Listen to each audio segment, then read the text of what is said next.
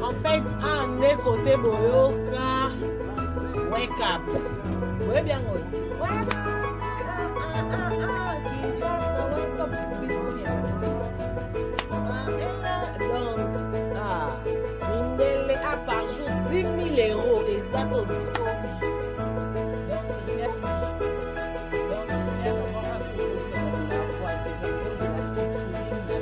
Légende des conflits de la Kofi Olomide. Nino Makarimo Nino ce que ça va dire.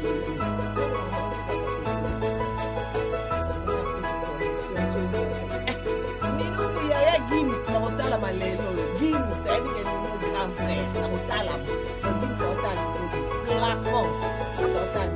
Plafond. Ah! Soto zoye mabata mabanga kabananga. Nzemba ngoto. Donc rien à voir à ce côté de la voix. Donc vous la featuring l'album Légende des conflits Olomide. Vous featuring la Kofi Olomide. Nanino Makarimo continue. Nous ce que ça va qu'il est. Pour le moment ça va continuer.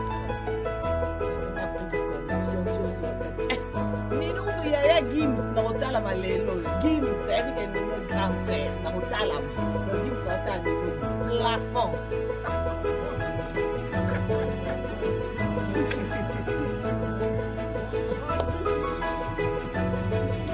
En fait, un est côté boyoka, wake up. Oui, bien, oui.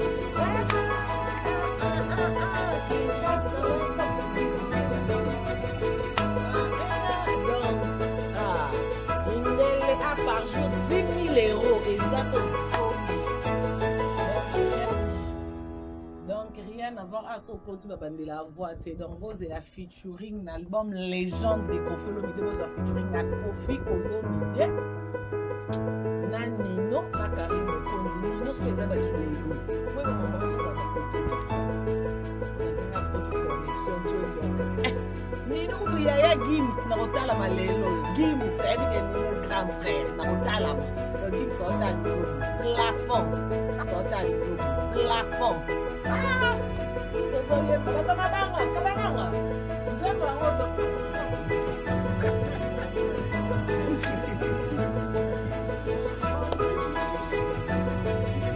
En fait, un est côté boyoka, wake up. Oui, bien, oui. Wake up, Kinshasa, wake up.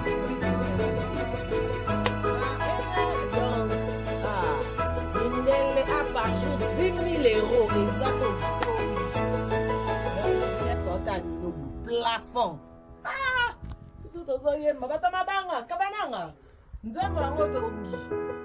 Donc rien à voir à son côté de la voix. Donc vous avez la featuring l'album Légende des conflits Olomide. Vous avez featuring la Kofi Olomide. Nanino Makarimo continue. Nous ce que ça va qu'il est. Pour le moment ça va continuer. On a fait une connexion chose. Nino to Yaya Gims na otala malelo. Gims c'est bien mon grand frère na otala. Donc Gims otala plafond.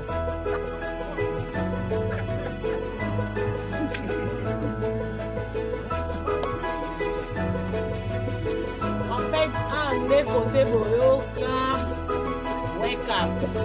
Oui, bien, oui. Wake up, Kinshasa, wake up. Donc, Mindele a par jour 10 000 euros exact au sommet.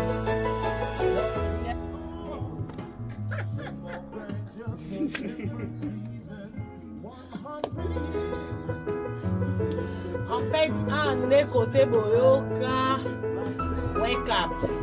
Oui, bien, oui. Wake up, Kinshasa, wake up. Donc, Mindele a par jour 10 000 euros exact au sommet.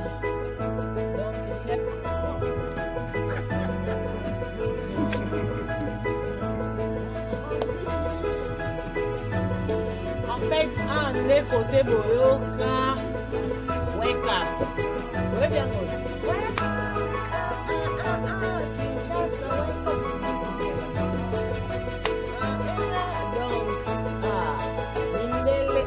jour 10 000 euros eza tozongi donc nyonso otala plafond tozoyebakabananga nzembo yango tobongi donc rien à voir à son côté babandela voix donc vous la featuring l'album Légende de Koffi Olomide vous featuring à Koffi Olomide na Nino na Karim Okondi Nino ce que ça va qu'il est oui maman vous ça va côté de France na fait connexion chose Nino to yaya Gims na kotala malelo Gims c'est bien Nino grand frère na kotala donc Gims ota Nino plafond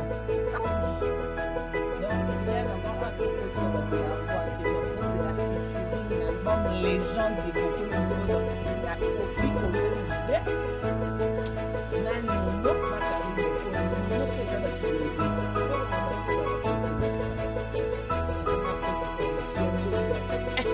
Nino to yaya Gims na kotala malelo Gims c'est bien Nino grand frère na kotala donc Gims ota Nino plafond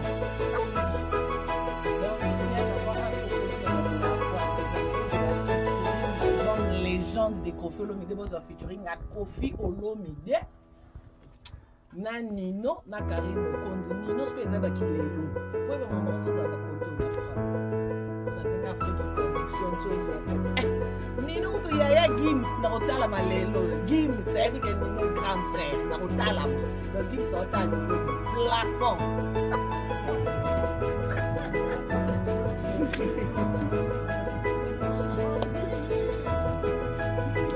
en fait, un est côté Boyoka, wake up.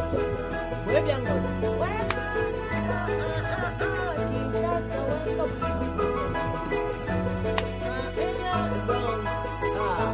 Mindele a par jour 10 000 euros. Exact au son.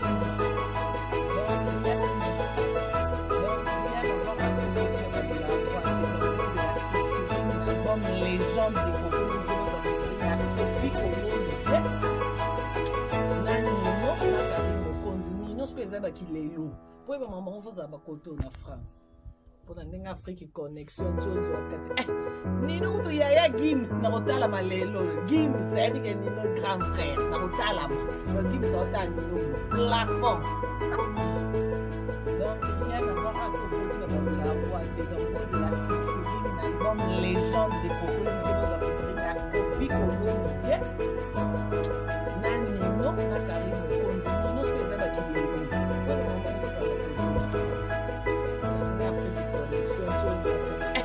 Nino to yaya Gims na kotala malelo Gims c'est bien Nino grand frère na kotala donc Gims ota Nino plafond plafond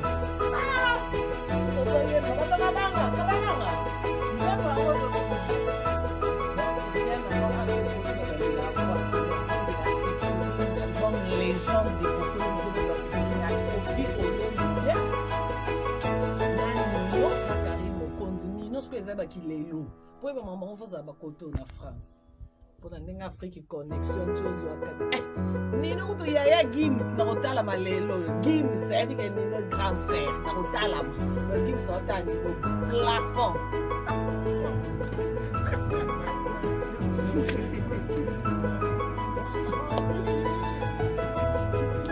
en fait un est côté Boyoka wake up oui bien wake up Kinshasa wake up donc Mindele a par jour 10 000 euros exact au son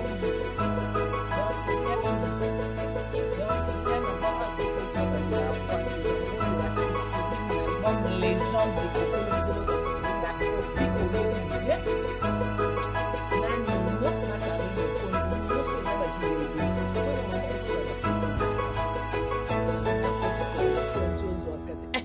Nino to yaya Gims na kotala malelo Gims c'est bien Nino grand frère na kotala donc Gims ota Nino plafond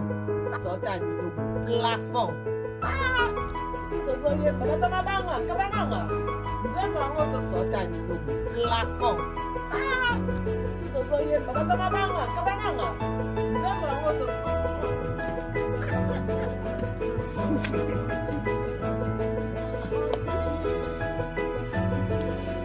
fait, un écoute boyoka. Wake up. Oui, bien, wake up. Kinshasa, wake up. Donc, Mindele a par jour 10 000 euros. Exact au son. Plafond.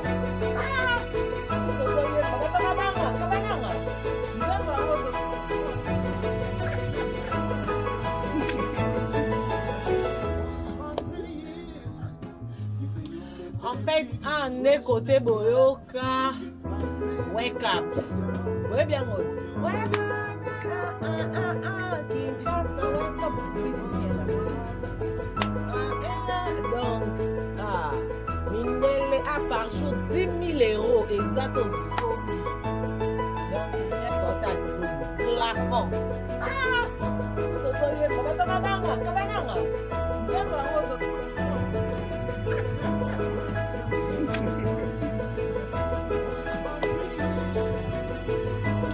En fait, un écoute boyoka.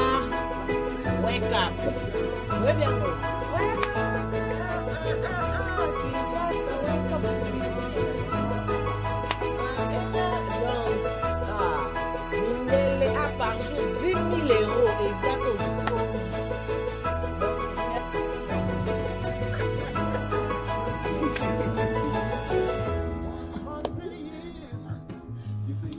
En fait, un écoute boyoka. Wake up. Oui, bien, wake up. Kinshasa, wake up. Donc, Mindele a par jour 10 000 euros. Exact au son. Donc, rien à voir à son côté de la voix. De la featuring, l'album Légende des conflits de la featuring, la conflit au monde. Nani, non, la carrière, nous ce que ça va quitter.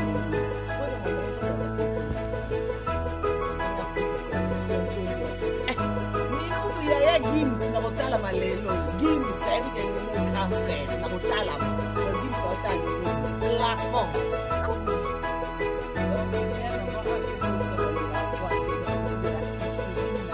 légende des Nino na Karim Mokonzi Nino ce que ça va qui lelo pour maman faza ba koto na France pour dans Afrique connexion chose wakati Nino to Yaya Gims na kotala malelo Gims sabi ke no grand frère na kotala Gims otala plafond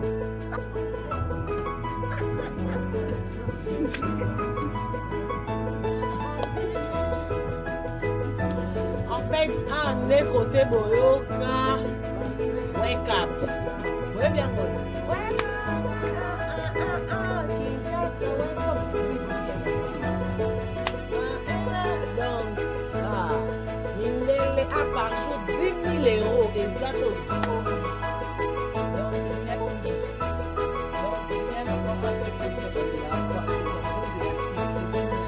Légende des conflits de la conflit au monde.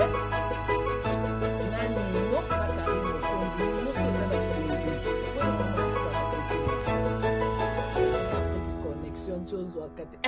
Nino kuto Yaya Gims na kotala malelo Gims sabi ke Nino grand frère na kotala Gims otala Nino plafond.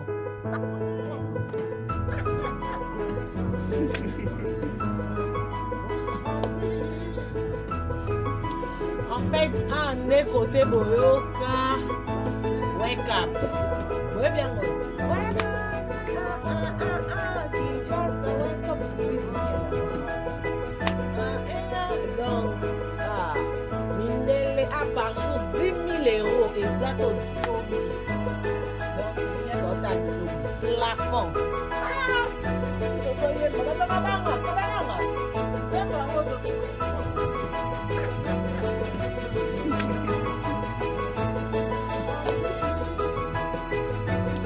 En fait, un écoute boyoka. Wake up. Oui, bien, wake up. Kinshasa, wake up. Donc, mindele a par jour 10 000 € eza tozongi donc rien.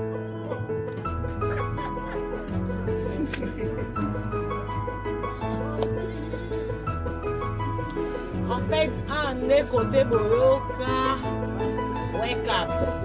Oui, bien, wake up. Kinshasa, wake up. Donc, mindele a par jour 10 000 € eza tozongi.